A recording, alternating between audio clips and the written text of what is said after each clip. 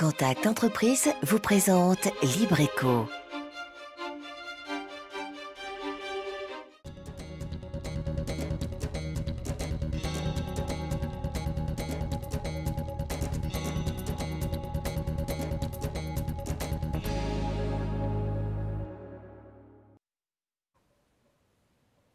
Salut à tous, bienvenue dans Libreco. Comme chaque mercredi, nous partons à la découverte d'une entreprise de Lille. Ce soir, nous parlerons des ressources humaines, un domaine que certains chefs d'entreprise maîtrisent mal, ce qui peut les conduire à faire des erreurs aux conséquences potentiellement lourdes. C'est pour les aider à y voir plus clair, justement, que le cabinet Alizé RH propose ses précieux conseils en la matière, vous le verrez. Dans notre bon plan, zoom sur un salon de coiffure mobile installé dans un camping-car. Il sillonne les routes pour aller au plus proche des clients, remettant ainsi au goût du jour la notion de service de proximité. Sans oublier notre chiffre sur l'économie martiniquaise. Allez, Libreco, c'est parti. Beaucoup d'entreprises martiniquaises n'ont pas de service de ressources humaines. C'est pourtant un secteur clé dans lequel les erreurs peuvent se payer très cher. Le cabinet spécialisé Alizé RH propose donc son expertise pour accompagner les sociétés dans ce domaine. Illustration avec Hélène Renaud. Dans cette casse automobile, les rouages concernant la gestion du personnel ne sont pas très bien huilés. Alizé RH va y remédier. Pendant 10 jours, ce cabinet de conseil en ressources humaines réalise un audit avec l'entreprise. Premier hic, les dates de départ des salariés ne sont pas notées. Le registre existe, mais n'est pas forcément tenu à jour de façon régulière. Et donc, vous vous exposez d'abord à un risque de ne pas avoir les bonnes informations. Et puis, en cas de contrôle, on peut vous poser des questions. Ça serait dommage d'être en défaut sur un document comme ça, qui est un document obligatoire, on va dire. Quand cet entrepreneur reprend la direction de la société en 2010, il constate des dysfonctionnements dans la gestion du personnel, mais n'a pas les outils pour y faire face. Mon métier, il est de pouvoir gérer au quotidien les hommes et la structure. Et effectivement, l'entreprise Alizé RH m'a amené en fait des compétences que je n'avais pas, quoi. Et que j'aurais pu développer, mais c'est quelque chose qui prend du temps, quoi. Et du coup, j'avais besoin d'une aide ponctuelle pour pouvoir travailler effectivement sur l'aspect gestion du personnel. À terme, en fait, l'entreprise elle va être amenée à grossir, et puis si les bases ne sont pas solides, ça va être comme un château de cartes, quoi, hein. À la moindre rafale, le marché a changé,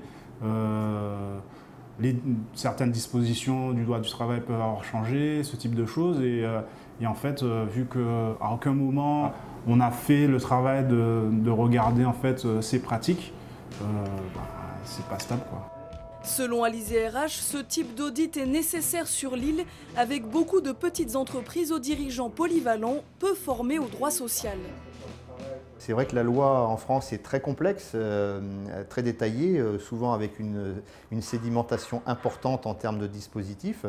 Et les chefs d'entreprise sont souvent démunis parce que n'ayant pas l'information, ne sachant pas où la trouver, et finalement en étant inconsciemment en risque. Donc nous, notre travail, c'est de rendre conscient ces risques et de permettre aux chefs d'entreprise de mettre en place un plan d'action pour minimiser, annuler ces risques.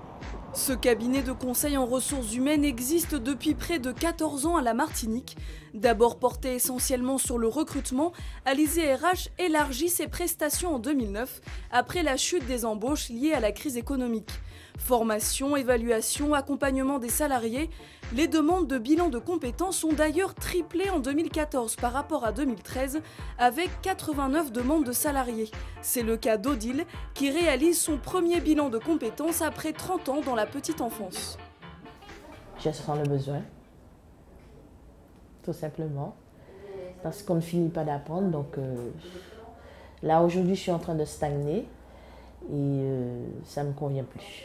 Il y a un certain malaise dans les sociétés. Donc les gens souvent font un bilan de compétences et au bout du compte, ils se rendent compte que ce n'est pas leur travail qu'ils n'aiment pas, mais souvent il y a plein de choses qui polluent à côté. Donc ce sont souvent les à côté de l'emploi qui font que les gens ne se sentent pas bien dans l'emploi. Alizé RH s'est élargi dans ses prestations mais aussi géographiquement dans le monde francophone. Aujourd'hui, ce cabinet est présent au Québec, en Haïti ou encore à La Réunion.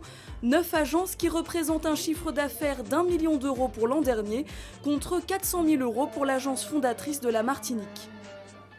On a rempli le maximum de ce que l'on pouvait faire sur la Martinique. Donc le principal enjeu pour nous, c'est de continuer la croissance par l'ouverture de nouvelles agences sur d'autres territoires. Et c'est pour cette raison, par exemple, qu'on a aujourd'hui atteint un stade où, en 2015, on aura autant de chiffre d'affaires fait par les agences franchisées que par Alizé RH en propre. Et à partir de 2016, le chiffre d'affaires supplémentaire sera fait par les autres agences, le chiffre d'affaires de la Martinique restant grosso modo constant. Avec une centaine de consultants à travers le monde, Alizé RH compte ouvrir 10 autres agences d'ici l'année prochaine, surtout en Afrique du Nord et de l'Ouest. Et on retrouve Yannick Plante, le directeur général et fondateur du réseau Alizé RH. Bonsoir. Bonsoir. Alors, beaucoup d'entreprises martiniquaises n'ont pas de service de ressources humaines. Pourquoi? Est-ce que c'est une question de coût ou parce que l'importance de ce secteur est parfois négligée? Alors, je pense qu'il y a deux raisons. La première, c'est une question de taille d'abord. Les entreprises de moins de 50 salariés souvent n'ont pas ce type de service parce que c'est le service comptable ou la direction directement qui s'en occupe.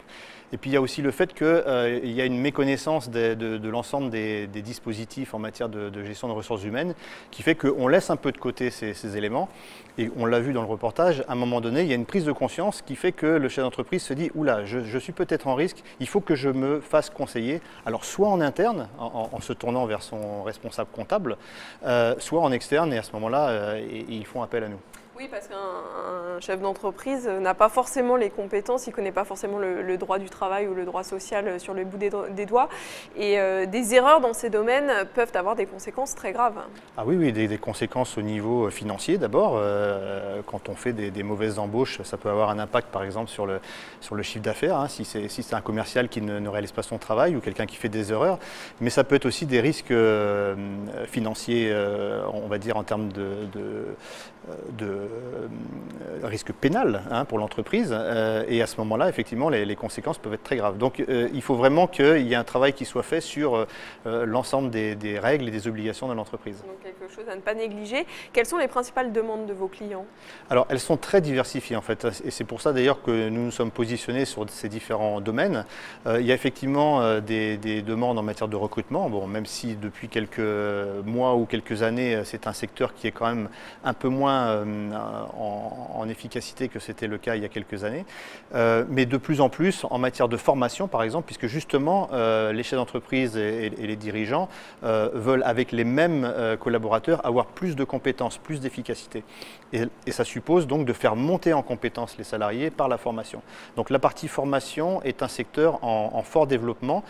Il y a également, on en a parlé également tout à l'heure, dans le fait de le repositionnement professionnel des salariés qui à un moment donné se disent j'occupe un poste dans l'entreprise, peut-être que je peux en occuper un autre dans cette même entreprise où je peux aller… On appelle la mobilité interne, on va en reparler juste après. Faire appel à vous a un coût, en moyenne 1 200 € par jour, c'est une somme conséquente. Est-ce que ça n'exclut pas de fait une partie des entreprises martiniquaises de votre clientèle? Alors je vais dire oui et non. Oui, c'est vrai que c'est un budget important. Donc là, il s'agit du prix de journée en termes d'intervention en matière de conseil. Bon, si c'est des prestations de recrutement et de formation, les barèmes sont un petit peu différents. Mais effectivement, ça peut arrêter le chef d'entreprise en disant si je fais une intervention de, par exemple, 5 jours, bah, je suis tout de suite avec un budget conséquent de quelques milliers d'euros. En revanche, sur certains dispositifs, par exemple de conseil en matière d'emploi, en matière d'évolution du personnel, il existe des aides qui permettent aux chefs d'entreprise de minimiser cet impact financier. Donc nous, notre travail, c'est à la fois de faire l'analyse du besoin, à la fois de faire la prestation, mais aussi de conseiller les chefs d'entreprise sur comment financer ces prestations. Et ça peut permettre d'économiser un responsable RH à plein temps ?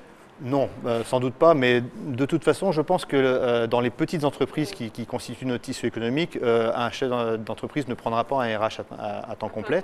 Et justement, le fait de dépenser peut-être un peu plus, mais juste sur son besoin pendant quelques jours, lui permet de répondre à ses problèmes.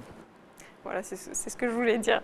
Alors, les clients peuvent faire appel à vous pour des bilans de compétences, on vient d'en parler. Ça permet à des gens de changer de poste au sein de l'entreprise ou même carrément de changer de métier si l'entreprise le permet. Est-ce que c'est important pour motiver ces troupes de permettre ce genre d'évolution ? Alors, effectivement, l'entreprise, le chef d'entreprise peut inciter ses salariés à se poser ce genre de questions.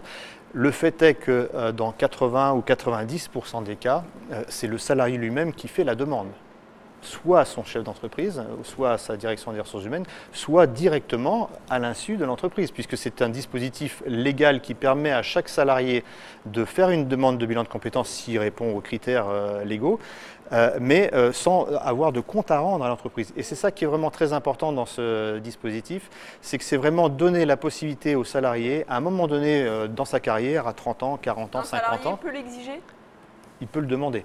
En tout cas, il y a droit, on va dire ça comme ça. Donc, il le demande et si le droit lui permet, il pourra bénéficier de ce bilan de compétences, soit sur son temps de travail si l'entreprise le passe sur son plan de formation, soit en dehors du temps de travail. Et d'ailleurs, beaucoup de salariés le font comme ça, font un bilan de compétences en dehors du temps de travail, sans en informer forcément leur employeur, ou en tout cas sans avoir la nécessité de prendre ça sur le temps de travail. Alors une petite question sur cette mobilité interne. On dit souvent que la Martinique serait pénalisée parce qu'il n'y a pas beaucoup de perspectives d'avenir pour les gens compétents qui sont ici. Est-ce que c'est une réalité ou est-ce que vous constatez, vous, qu'au contraire, la mobilité interne existe ? Alors, la mobilité interne existe au sein des entreprises. La mobilité interne dans notre territoire existe également. Alors, je dirais qu'il y a deux niveaux. Il y a les salariés qui, justement, font ce travail sur eux d'identification de ce qu'on appelle le portefeuille de compétences. Vraiment ce que je sais faire, ce que j'ai appris à faire depuis quelques années. Ça, c'est la première chose. Et la deuxième chose, surtout, c'est être capable de le valoriser, de le rendre achetable, j'allais dire, par les entreprises. Et donc, il y a un travail de mise en avant de ces compétences. Et ceux qui savent faire ce travail-là, ceux qui savent faire ce travail sur leurs compétences et savoir le vendre aux entreprises, celles-là arrivent plus facilement à se repositionner. C'est-à-dire arriver à donner une logique à son parcours, même quand il peut sembler chaotique, et ne pas associer cette démarche à de l'indécision en disant j'ai fait ça, je ne sais pas trop ce que je veux, je change d'avis, mais à arriver à l'inscrire dans une réelle logique et un parcours de vie. C'est ça, une cohérence dans le parcours et d'expliquer pourquoi il peut y avoir des ruptures, des changements de direction. Ce qui est important, c'est d'expliquer et de se dire qu'il y a des raisons. Ce n'est pas effectivement juste un aspect erratique du parcours professionnel, mais qui est le résultat d'événements extérieurs aussi. Parfois, on subit des modifications dans sa carrière. En tout cas, c'est comment on l'a intégré dans son parcours et comment on reste acteur de son parcours professionnel. Et c'est ça qui est important dans le bilan de compétences, c'est de garder la main. Alors ces reconversions, ces changements de cap peuvent aussi correspondre à un mal-être dans l'entreprise. Votre collaboratrice en parlait dans le reportage. Est-ce que ce mal-être au travail est un sentiment très présent en Martinique ? Je dirais qu'il n'est pas plus présent en Martinique que dans d'autres régions du monde francophone pour ce qui nous concerne. Je dirais qu'il y a particulièrement en Martinique une relation dans le monde du travail qui fait que les gens se connaissent souvent plus, y compris en dehors de la vie professionnelle. Et il y a un côté plus personnalisé dans les relations au travail. Ce qui fait que parfois c'est plus lourd à porter. Parce qu'on se connaît, on a d'autres occasions de se rencontrer aussi que simplement dans le cadre du travail. Et finalement, ça complique les choses. Donc je dirais que de ce point de vue-là, l'aspect insulaire est un facteur favorisant parfois de ces sentiments de mal-être. Et une question pratique, combien est-ce qu'il faut compter pour un bilan de compétences ? Alors, on va dire que le prix de marché moyen est aux alentours de 1 400 – 1 500 € pour l'ensemble du bilan, c'est 24 heures de bilan, sachant qu'effectivement le financement, encore une fois, peut être différencié selon qu'on a affaire à quelqu'un qui le demande dans le cadre de son entreprise, il peut le demander à titre personnel également, et auquel cas, bien sûr, on applique des tarifs préférentiels, entre guillemets, pour que des personnes individuelles puissent en bénéficier sans être arrêtées par ce prix qui reste quand même important. Alors j'aimerais vous poser une question sur votre entreprise. Alizé RH existe depuis 14 ans. Vous évoluez sur un marché très concurrentiel car vous avez en Martinique plus de 80 concurrents dans les secteurs du recrutement, de la formation et de l'accompagnement à la personne. Est-ce que c'est pour ça que vous avez décidé de vous implanter sur d'autres territoires ? Oui, dans le sens où effectivement on a eu une croissance très rapide dès 2001 et qui nous a fait être présents sur beaucoup d'entreprises clientes. Et on s'est posé la question comment nous pouvions continuer notre développement. Alors, je dirais que la particularité, c'est que vous parlez de 80 concurrents et confrères. C'est que, en fait, on a des concurrents dans le domaine du recrutement, mais aussi dans le domaine de la formation. Voilà. Et souvent, nos confrères et concurrents sont mono-activités, donc ils ne font que du recrutement ou que de la formation. La difficulté que nous avons, c'est d'être capable de nous positionner sur chacun de ces services au même niveau de qualité que ce que peuvent faire nos concurrents. Et pour le coup, effectivement, ce nombre important de concurrents fait que si on regarde globalement, on arrive, selon les années, à faire plus ou moins de recrutement ou de formation du fait d'avoir une palette beaucoup plus large. Et effectivement, pour répondre jusqu'au bout de votre question, ça nous a amené à sortir du cadre de la Martinique. Alors, pas tellement à cause du fait qu'on soit poussé par nos concurrents, mais surtout parce que ce sont nos clients qui nous l'ont demandé. Et en fait, on a fait une croissance, on va dire par réaction souvent, par des clients qui nous disaient « mais j'ai aussi une filiale ou une implantation sur un autre territoire, est-ce que vous pourriez nous apporter des services comparables ?» Et ça nous a amené à sortir du cadre.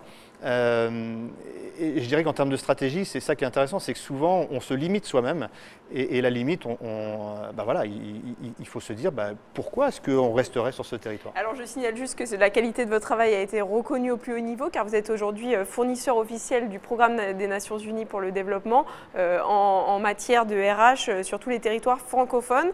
Je vous propose maintenant de découvrir les personnes qui vous accompagnent dans votre entreprise et qui collaborent avec vous tous les jours. C'est un reportage signé Hélène Renaud. Marie-Laure est chasseuse de tête. Sa mission, dénicher le meilleur candidat pour l'entreprise cliente, quitte à débaucher cet oiseau rare s'il est déjà en poste. Au téléphone, un directeur des achats en Bulgarie, Marie-Laure le contacte pour qu'il quitte son poste et vienne s'installer à la Martinique dans une grande enseigne.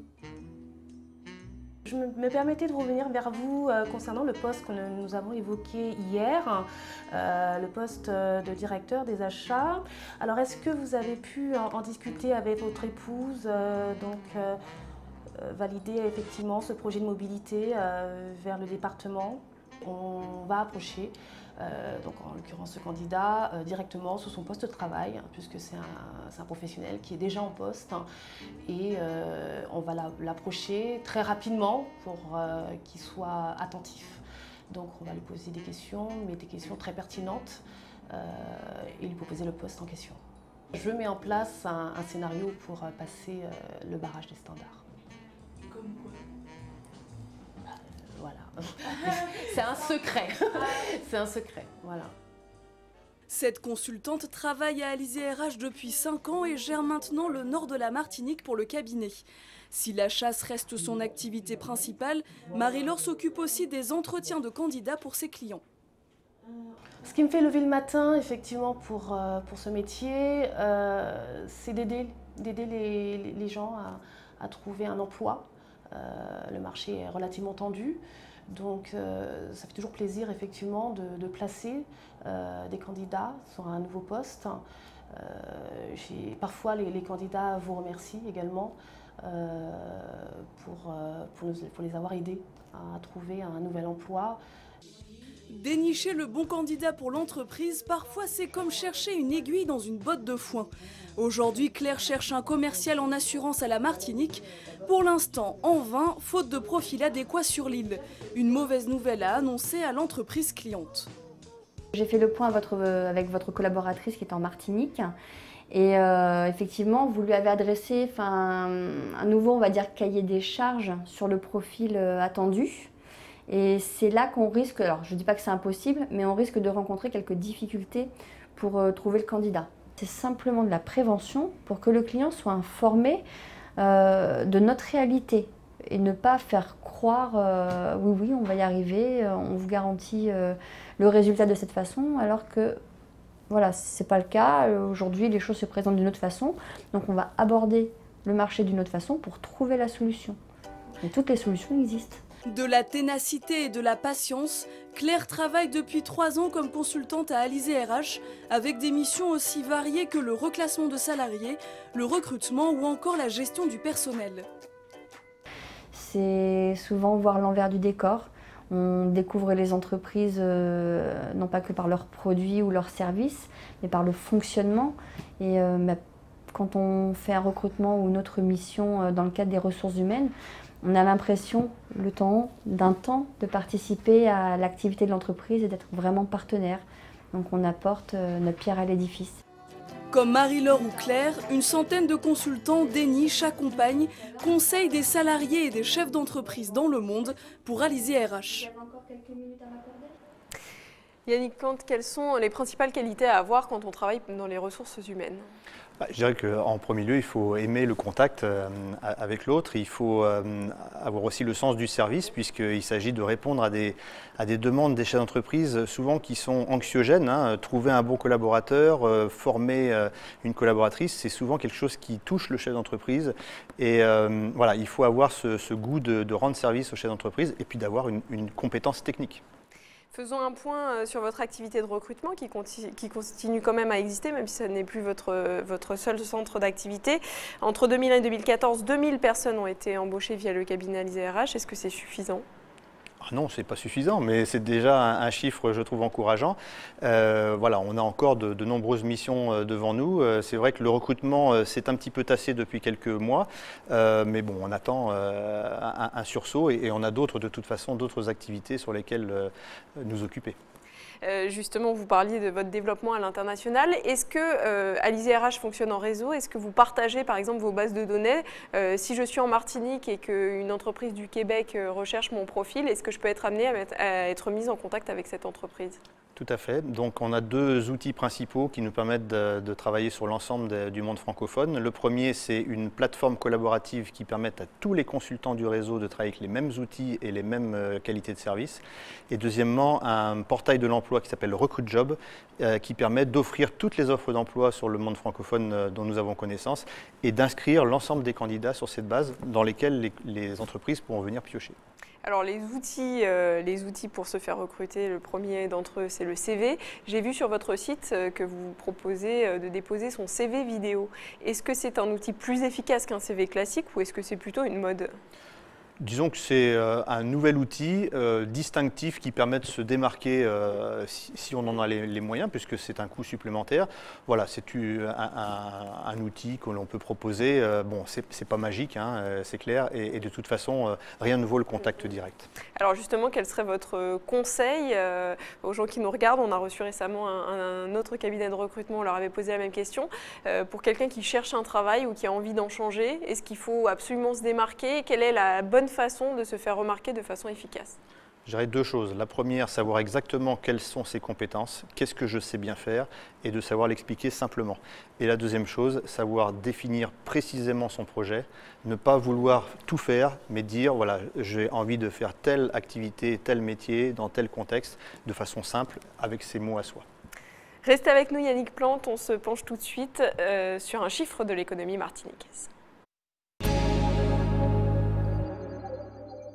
37%, c'est la part de l'eau potable traitée dans les usines de production qui n'arrivera jamais au robinet des consommateurs martiniquais.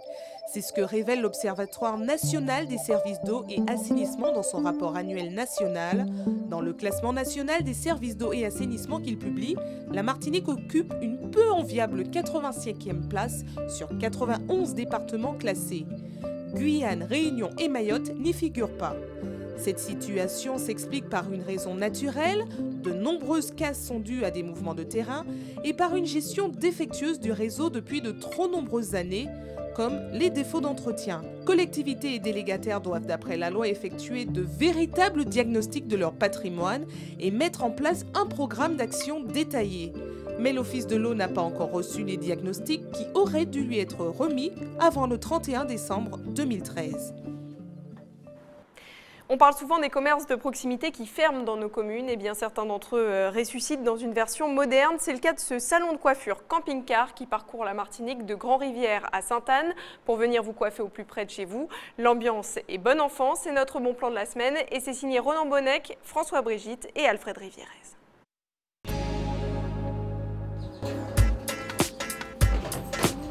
Vous êtes bien installé, ça va? Un salon de coiffure. Cosy, confortable, jusque-là, tout semble normal, sauf que ce salon de coiffure est en fait... C'est un camping-car que j'ai aménagé, que j'ai transformé en salon de coiffure. C'est un salon qui se déplace. Mon objectif à moi, principalement, c'est de pouvoir répondre aux besoins de la clientèle. Parce que les gens n'ont pas trop le temps d'aller dans les salons ou par rapport à leur boulot. Il y a aussi les familles nombreuses, donc c'est un petit peu difficile pour se déplacer aussi. Là, c'est le premier shampoing. C'est un shampoing hydratant. Donc, je vais vous proposer un petit balayage. Vu que j'ai un métier très prenant et je n'ai pas l'occasion d'aller chez le coiffeur, ça va me permettre d'appeler le coiffeur et venir auprès de chez moi, venir me coiffer. C'est super, il n'y a pas de souci. Aujourd'hui, au quartier de l'Ermitage à Fort-de-France, sa visite fait non seulement des heureux, mais recrée sur place ce lieu de socialisation propre au salon de coiffure, en étant cette fois-ci directement dans la rue. Et on s'est organisé justement pour venir dans le quartier Ermitage, justement, qui est déjà un petit quartier difficile et qu'on a un petit peu délaissé. Et on a pensé quand même que ça aurait été bien pour qu'ils viennent dans le quartier justement pour proposer ces services, quoi. Ça crée du lien entre les jeunes, les moins jeunes et les anciens. Sans oublier les personnes à mobilité réduite. Il n'y a pas assez de structures en place en Martinique aussi pour les personnes à mobilité réduite. Donc je ne pouvais pas faire un salon de coiffure mobile et ne pas mettre en place une structure pour les personnes à mobilité réduite. Ouais. C'est sympathique pour le quartier, quoi. Donc, j'ai trouvé ça quand même très attrayant et puis très innovant parce qu'il fallait penser quand même. Il est parti sur une belle lancée, donc voilà, quoi, une bonne continuation avec lui, quoi. Je me sens toute fraîche, toute rajeunie. Je tiens à encourager les jeunes qui sont porteurs de projets et qu'ils voient que quand ils vont vers une banque, qu'on ferme la porte. Moi, je vous dis de ne pas vous décourager. Vous avez un projet que vous y tenez, n'hésitez pas, ne baissez jamais les bras. Le salon de coiffure mobile confirme cette tendance à extérioriser les services. Être au plus près de la population pour répondre à ses besoins, c'est le défi que relève déjà la jeunesse martiniquaise. L'émission touche presque à sa fin. Yannick Plante, vous vouliez parler de vos agences qui viennent tout juste d'ouvrir en Haïti et aussi en Tunisie. Tout à fait. Donc, dans le cadre de notre développement, on a vraiment mis un coup d'accélérateur sur l'ouverture à l'international. Et là, je suis vraiment très, très content et très fier de ces deux ouvertures là qui sont toutes récentes. Et nous allons faire venir les nouveaux franchisés en Martinique pour les former. Ils vont ensuite aller développer leurs activités sur leur territoire respectif. Une façon de garantir une qualité de service équivalente sur tous les territoires. Tout à fait, absolument. Et avec le label Alizé RH porté à l'international. Merci d'avoir été avec nous. Avant de vous quitter, je vous laisse découvrir l'agenda Contact Entreprise de cette semaine. Dans le cadre de sa mission de rapprochement entre le monde de l'entreprise et le monde politique, Contact Entreprise a écrit aux principales formations politiques de Martinique afin de leur présenter le livre bleu et d'échanger avec elles sur les questions économiques. Contact Entreprise a rencontré ce soir le Rassemblement démocratique pour la Martinique. L'association poursuit et intensifie ainsi son travail de rapprochement entre le monde politique et le monde de l'entreprise qui constitue l'une de ses principales missions. Les adhérents de Contact Entreprise sont conscients que les territoires qui résistent le mieux à la crise sont ceux où le monde politique et le monde de l'entreprise travaillent ensemble à une stratégie de développement territorial commune. Dans le cadre de ces visites d'entreprise, une trentaine d'adhérents de Contact Entreprise ont pu participer cet après-midi à la visite de la centrale EDF à Bellefontaine. Voilà, Libreco, c'est fini. Passez une excellente soirée sur ATV. On se retrouve la semaine prochaine.